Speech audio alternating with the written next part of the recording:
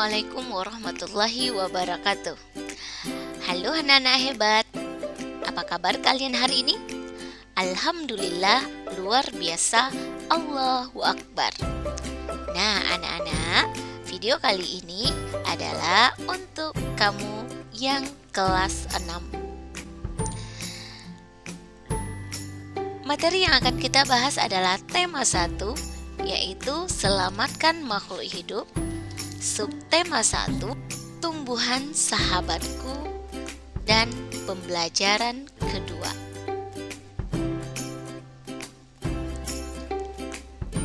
Tahukah kamu bahwa ada beberapa jenis tumbuhan yang dapat diolah menjadi makanan dan obat?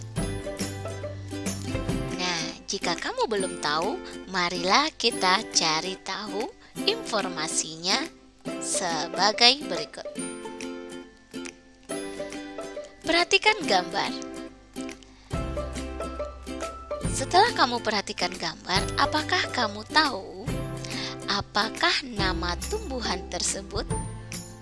Iya, tumbuhan tersebut adalah bawang merah. Bawang merah sering kita temui di dapur. Karena apa? Karena bawang merah merupakan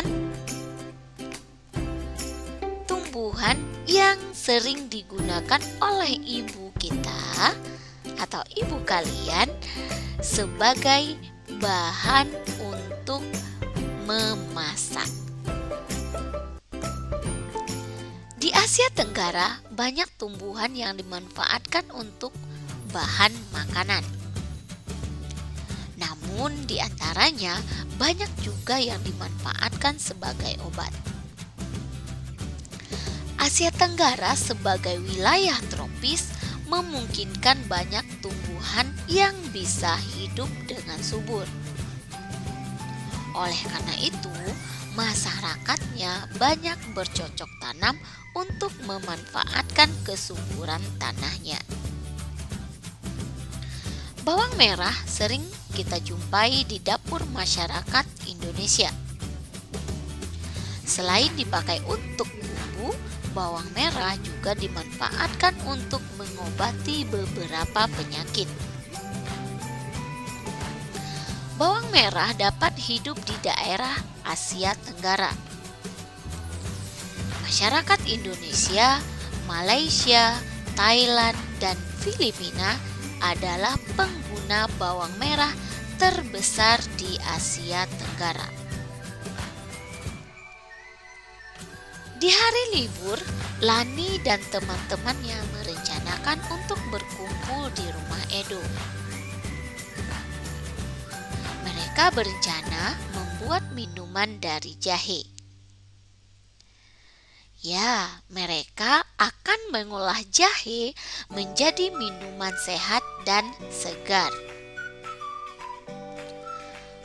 Namun, alangkah kagetnya Lani, Udin, Siti, Dayu, dan Beni.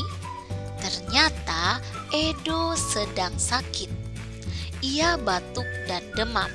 Edo terbaring di tempat tidur. Mereka akhirnya bersepakat untuk membuat wedang jahe untuk Edo. Di belakang rumah Edo banyak tanaman jahe. Edo sangat senang. Persahabatan mereka sangat indah. Mereka memiliki latar belakang yang berbeda. Namun, semangat tolong-menolong di antara mereka sangat tinggi. Sikap teman-teman Edo sesuai dengan nilai-nilai yang ada pada sila Pancasila. Nah, anak-anak hebat, apakah kamu ingat bunyi sila Pancasila? Ya, sila Pancasila yang pertama yaitu ketuhanan yang Maha Esa. Kedua, kemanusiaan yang adil dan beradab. Sila ketiga, Persatuan Indonesia. Sila keempat, kerakyatan yang dipimpin oleh hikmat kebijaksanaan dalam permusyawaratan perwakilan, dan yang kelima, keadilan sosial bagi seluruh rakyat Indonesia. Nah, anak-anak hebat, kali ini kita akan membahas penerapan sila pertama dan sila kedua dalam kehidupan sehari-hari. Sila pertama yaitu ketuhanan yang Maha Esa, dan sila kedua kemanusiaan yang adil dan beradab. Nah, seperti apakah penerapan sila-sila tersebut? Mari kita simak. Sila ketuhanan yang Maha Esa. Di Indonesia ada 6 kepercayaan yang diakui oleh negara. Di antaranya yaitu agama Islam, agama Hindu, agama Katolik, agama Konghucu, agama Buddha, dan agama Kristen Protestan. Nilai-nilai yang terkandung dalam sila ketuhanan yang Maha Esa sebagai berikut. Yang pertama, takwa terhadap Tuhan yang Maha Esa. Penerapan nilai tersebut tampak pada gambar berikut. Silakan kamu perhatikan.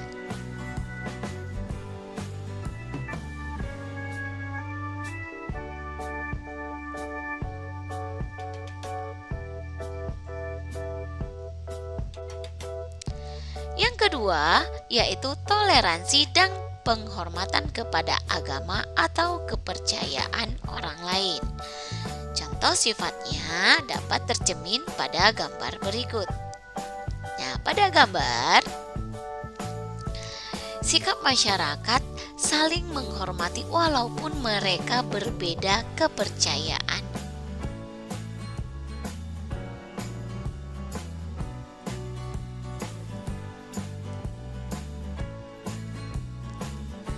Yang ketiga, yaitu kerukunan antar umat beragama. Perhatikan gambar berikut. Masyarakat Indonesia hidup berdampingan dengan masyarakat yang memiliki kepercayaan yang berbeda-beda, namun tetap menjaga kerukunan antar sesama.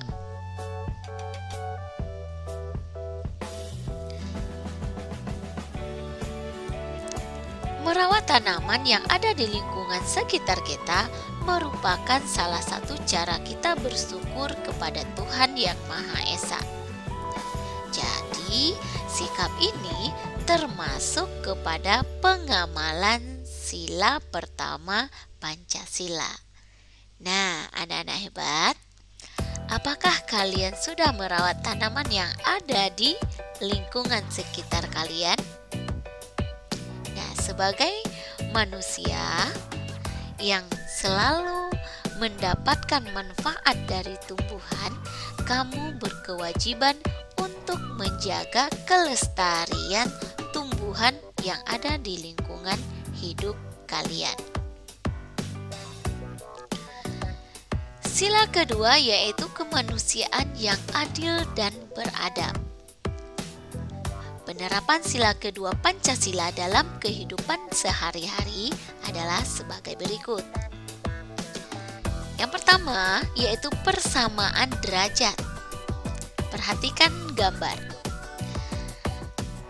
Berdasarkan gambar, tampak bahwa sekelompok orang berkumpul bersama tanpa membedakan agama, ras, suku, bangsa, dan lainnya. Yang kedua yaitu menghargai hak asasi manusia. Setiap manusia memiliki hak, maka kita harus menghargai hak orang tersebut.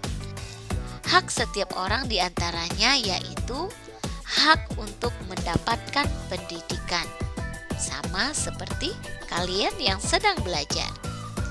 Kalian berhak mendapatkan pendidikan yang baik.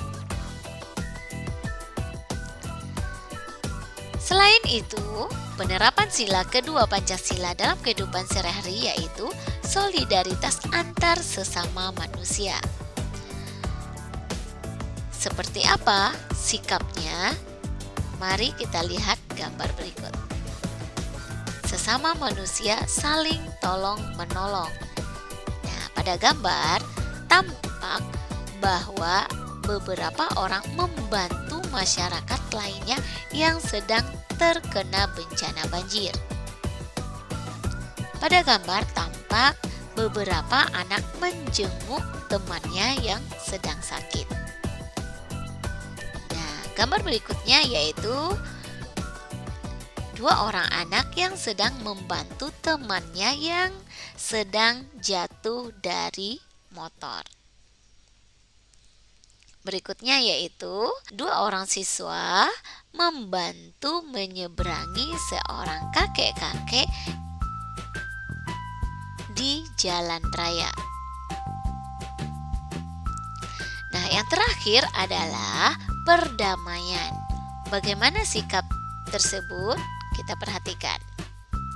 Berdasarkan gambar, tampak bahwa sekelompok anak-anak sedang bermain di lapangan. Mereka bermain dengan berbagai macam ragam permainan. Namun, tidak ada satupun dari mereka yang mengajak untuk berantem atau bertengkar. Mereka bermain dengan gembira. Nah, hebat. Saatnya kamu mengerjakan tugas. Berikanlah 3 contoh perilaku atau sikap lain dalam kehidupan sehari-hari yang sesuai dengan nilai-nilai sila pertama dan sila kedua Pancasila. Tuliskan sifat tersebut pada tabel berikut. Nah, hebat. Apabila tugas kamu sudah selesai, jangan lupa kirim kepada Bapak dan Ibu gurumu di rumah. Manfaat tanaman bukan hanya pada buah dan bunga saja. Bagian tanaman lainnya yang dapat dimanfaatkan oleh penduduk Indonesia dan Asia Tenggara adalah kayu. Banyak produk seni yang terbuat dari kayu, salah satunya adalah patung. Kamu bisa membuat patung seperti mereka. Namun kali ini kamu akan belajar membuat patung dari bahan lain, yaitu tanah liat atau lilin malam. Patung Nusantara terbuat dari tanah liat. Patung-patung tersebut sangat diminati baik oleh wisatawan lokal maupun mancanegara. Ayo, mari kita praktikkan membuat patung Nusantara dari tanah liat. Sebelum kamu mempraktekkan untuk membuat patung, mari amati kerajinan patung tanah liat dari daerah Kasongan berikut. Nah, itu adalah contoh-contoh bentuk patung yang dibuat dari tanah liat. Sekarang kamu akan membuat patung dari tanah liat yang bentuknya disesuaikan dengan budaya daerahmu. Proses pembuatan patung Nusantara dari tanah liat. Pembuatan patung tanah liat dapat dilakukan dengan cara teknik cetak, tekan, maupun ukir. Untuk teknik cetak, tekan, dan ukir sebaiknya menggunakan tanah liat plastis. Jangan menggunakan tanah yang terlalu lembek karena akan menyulitkan untuk memperoleh bentuk yang rapi, tepat, dan jelas. Tanah liat yang terlalu lembek akan lengket pada cetakan gips sehingga sulit diangkat dari cetakan dan sulit diukir. Nah, anak-anak hebat, Kerjakanlah kembali tugas berikut. Buatlah sebuah patung Nusantara yang sesuai dengan budaya daerah tempat tinggalmu. Bahan untuk membuat patung bisa menggunakan tanah liat. Nah, jika tidak ada tanah liat, maka kamu boleh menggunakan plastisine. Nah, anak-anak hebat, apabila sudah selesai mengerjakan tugas ini, silakan kirim kepada Bapak dan Ibu gurumu. Nah, anak-anak hebat, sekianlah pembahasan kita kali ini. Ibu ucapkan wassalamualaikum warahmatullahi wabarakatuh. Semoga video pembelajaran ini bermanfaat untuk kalian.